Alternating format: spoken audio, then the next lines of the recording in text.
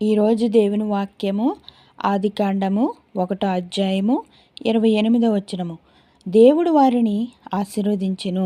ఎట్లనగా, మీరు ఫలించి అభివృద్ధి పొంది విస్తరించి భూమిని నిండించి దాన్ని లోపరుచుకోండి. సముద్రపు చేపలను ఆకాశ పక్షులను భూమి మీద ప్రాకు ప్రతి జీవిని ఏలుడని దేవుడు వారితో చెప్పెను. దేవుడు, ఇదిగో భూమి మీదనున్న విత్తనములిచ్చు ప్రతి చెట్లను విత్తనములిచ్చు వృక్షములు గల ప్రతి వృక్షమును మీకిచ్చి ఉన్నాను. అవి మీకు ఆహారమగును.